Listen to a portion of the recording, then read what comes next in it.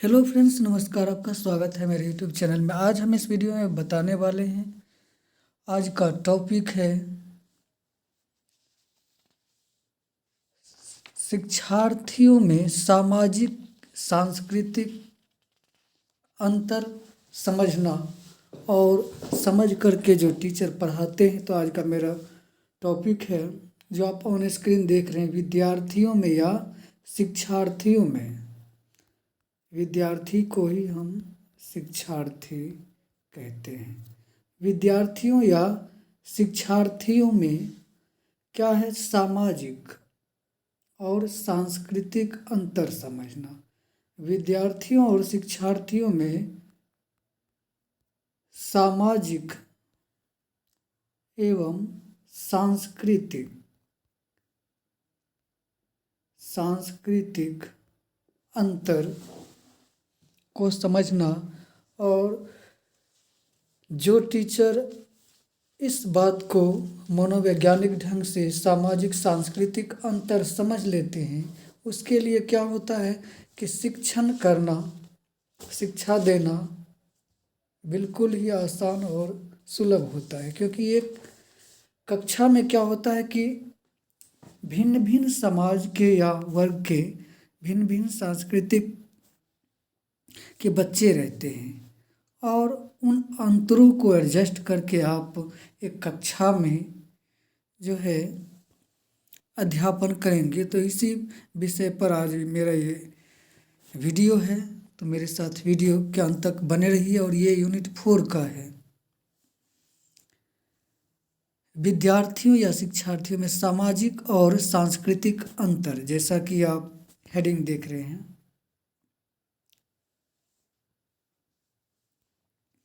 अध्यापक को शिक्षार्थियों के बीच सामाजिक एवं सांस्कृतिक संदर्भ में अंतर करके नहीं समझा जाता।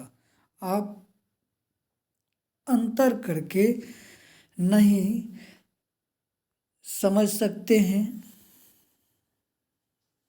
क्योंकि भिन्न भिन्न जो सामाजिक सांस्कृतिक बच्चों में होता है, उनको एक साथ जोड़ के आपको कक्षा में पढ़ाना होता है, चाहे प्राइमरी का हो, माध्यमिक का हो या उच्च स्तर का हो। तो यही है कि एक अध्यापक को शिक्षार्थियों के बीच या विद्यार्थियों के बीच सामाजिक एवं सांस्कृतिक संदर्भ में अंतर करके नहीं समझा जा सकता है। शिक्षार्थियों का अधिगम सामाजिक और सांस्कृतिक संदर्भ में ही संपन्न होता है। अधिगम पर अब क्या है कि अधिगम पर सामाजिक और सांस्कृतिक कारकों का प्रभाव भी पड़ता है। आइए देखते हैं। लेकिन एक शिक्षार्थी या विद्यार्थी कहना चाहिए, शिक्षार्थी या इसी को विद्यार्थी कहते हैं, अपने परिवार, समाज और विद्यालय से सीखता है। एक विद्यार्थी या शिक्षार्थी जो बच्चे होते हैं, सर्वप्रथम तो फर्स्ट में कहना चाहिए परिवार से सीखते हैं, अपने माता पिता, दादा दादी। इसके बाद समाज, बच्चे का जो समाज होता है उसी के हम उम्र का जो है समाज होता है। 2 वर्ष के बच्चे, 3 वर्ष के बच्चे, 3 वर्ष के बच्चे के साथ ही वो खेलना पसंद करते हैं, उसका एक सामाजिक टोली होता है। और विद्यालय, जब 6 वर्ष बाद बच्चे विद्यालय आते हैं तो वहाँ से वह सीखता है। उदाहरण के लिए, एक बच्चा अपने अभिभावकों से व्यवहार, परिवार में जो अभिभावक है उनसे क्या होता है व्यवहार, अपने संगी साथी जिनके साथ वह खेलता है, वो अपने उम्र के साथ या हम उम्र के साथ जो खेलता है। और विद्यालय, जहाँ वह विभिन्न पाठ्य और पाठ्य सह सामग्री क्रियाओं में भाग लेता है और उससे सीखता है। का जो भी सीखना होता है विद्यार्थी सीखता है, वह उसके सामाजिक सांस्कृतिक संदर्भ में ही संपादित होता है।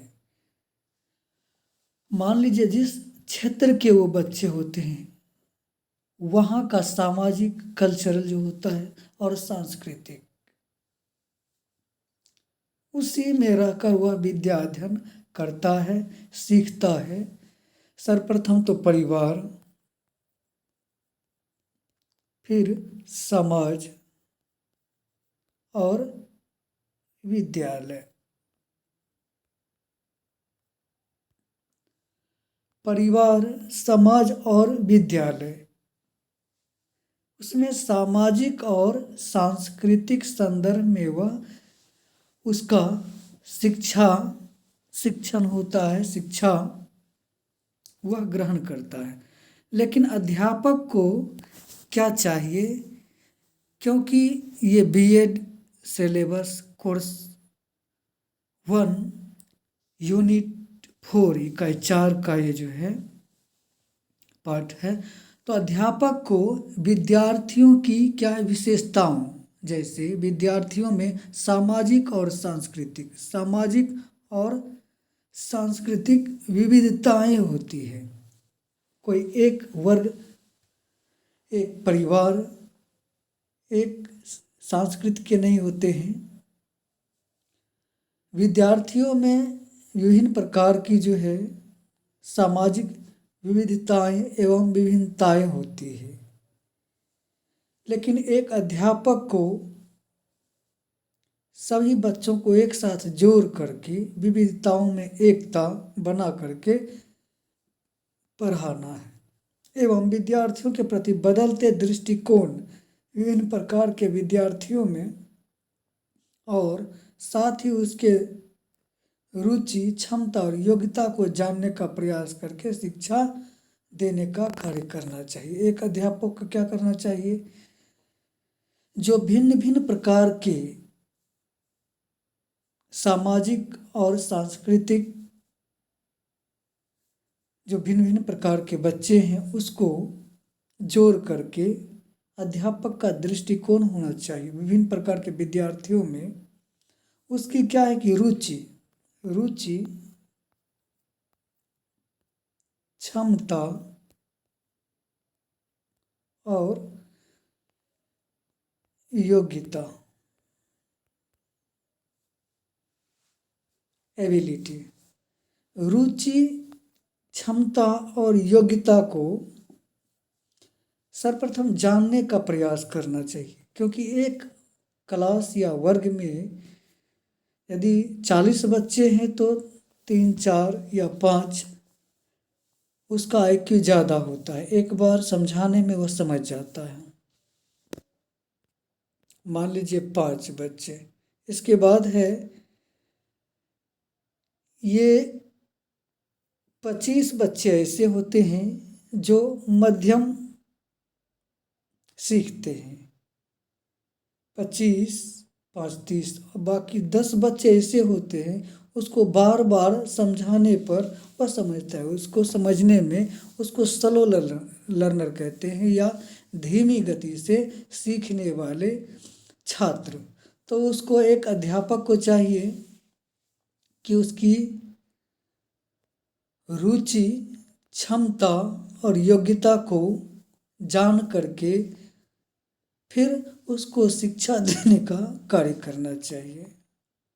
आइए, एक अध्यापक के लिए क्या निर्देश है। विभिन्न प्रकार के विद्यार्थियों को सूचीबद्ध और स्पष्ट करने में सक्षम हो सकेंगे। अध्यापक जो है जब बच्चों का रुचि, क्षमता और योग्यता को जानकर शिक्षा देंगे तो कितने बच्चे हमारे जो है स्लो लर्नर है, कितने जो है मध्य लर्नर है, मध्यम गति से सीखने वाले, और कितने तीव्र गति से, तो उसको जान पाएंगे और सूचीबद्ध कर पाएंगे। नेक्स्ट, सामाजिक सांस्कृतिक कारकों के अधिगम पर प्रभाव की व्याख्या कर सकेंगे। आइए आगे देखते हैं। शिक्षार्थियों या विद्यार्थियों के प्रति बदलते हुए दृष्टिकोण की व्याख्या कर सकेंगे, क्योंकि जब विद्यार्थियों का लेवल या स्तर जान जाएंगे तो वह सही ढंग से पढ़ा पाएंगे। नेक्स्ट, विभिन्न रूपों में योग्य विद्यार्थियों को परिभाषित कर सकेंगे कि हमारे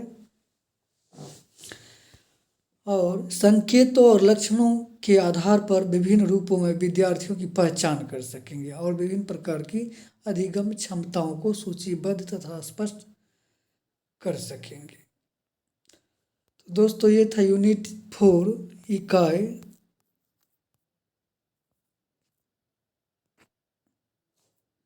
4 का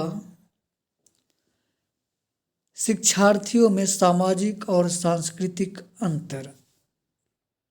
दोस्तों इसका जो है PDF भी हम अवेलेबल करवाने की अपने डिस्क्रिप्शन में कोशिश करेंगे।